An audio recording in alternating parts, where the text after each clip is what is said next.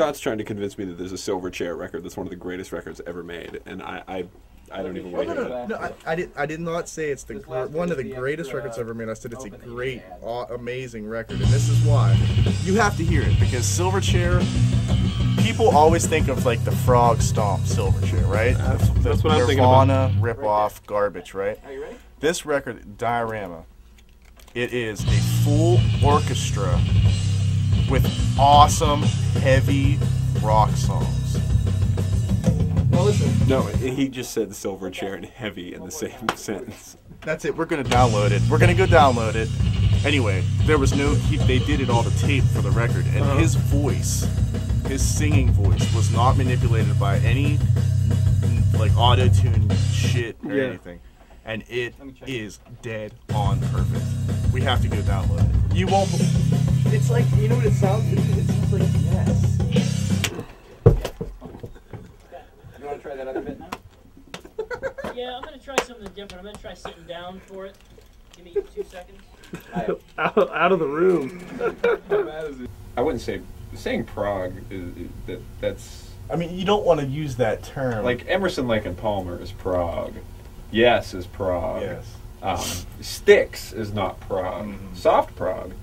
Silverchair might be soft prog. There you go. That might fall in with like Styx. It would also be soft prog. Supertramp maybe. Okay. Hey, I'll live with that. But what I wanted to demonstrate with the whole Silverchair thing is in their record, and this is really what it all boiled down to, is in their record there's a big whole page dedicated to the fact that they hate computer manipulation on records. They think it sucks. They think it's stupid to do that when you can make a perfectly good record without that. And they specifically state there was no manipulations to it, there was no auto-tuning on the vocals, there was no anything.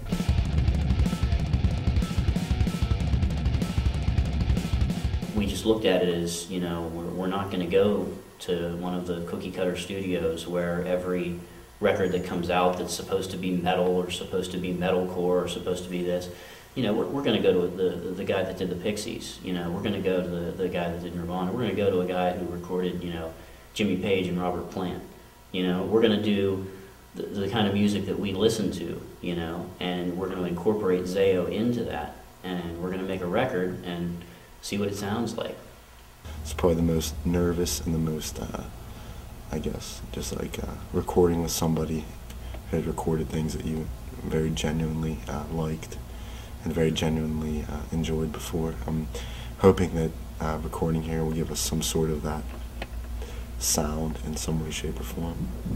It's almost like he's another band member, and it's kind of strange for me to say that because we've only been here for a few days, but there's a camaraderie that I'm sensing, and I think everybody else is as well.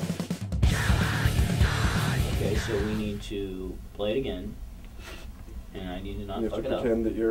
Pretend that you're overdubbing. And, yeah. Then you do not play like Lars. Okay, yeah.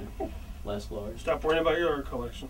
Start worrying about my art collection. Really bad art collection. He had a couple of good pieces. Yeah, a couple, but for the most part, I don't know. It's just The thing that I thought was really hilarious about that was the way it was obvious that he had an art consultant build his collection for him, and his appreciation of the art consisted of sitting next to it. There was a kind of an intensity to the early years of Metallica that was sort of unique. I put the headphones on at a listening station at Reckless or Tower or something like that, and I was like, I'm curious about this record. Everyone says this record is really bad. I should listen to this record. And like within 30 seconds, I knew that it was a serious record. And when I say you can almost say masterpiece. I don't mean that there's anything good about it. I don't mean that there's anything that's rewarding to listen to. But listening to that record, I could tell that they had gone through a really serious process to get to that result, and that result is hideous. You know what blew my mind is in that documentary about the making of that record. Nowhere in that documentary do they mention the fucked up snare drum. They never even mention it. They never even say. Yeah, the unifying concept on this record was going to be the skillet. You have, tons of experience with the recording. This is your, you are the man. Okay. If you were trying to make a snare drum sound that bad, could you?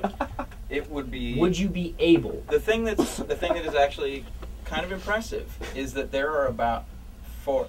I hate to admit this, but that record kind of overwhelmed me for a while. I was kind of obsessed with that record for a period of time.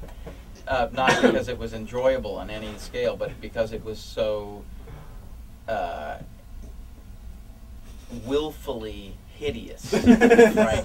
There was something about it that was really captivating. Like, I found myself listening to that record literally every day for about a month. And the thing that's amazing is that there are actually about 4 distinct horrible skillet snare drum sounds on that record. They're all of a type. They're all of a type, but they're distinct. They're different, slightly different, horrific snare drums on that record.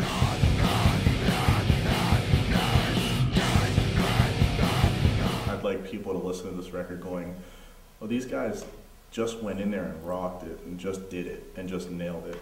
And they had nothing fixing anything. They didn't have a computer to put in the perfect beats at all times. And they listen to how awesome this sounds. It's this big wall of sound that most people don't think you can do with tape, probably. I'd really like to make people open their eyes to heavy music and realize that it doesn't have to have rules, as all music doesn't.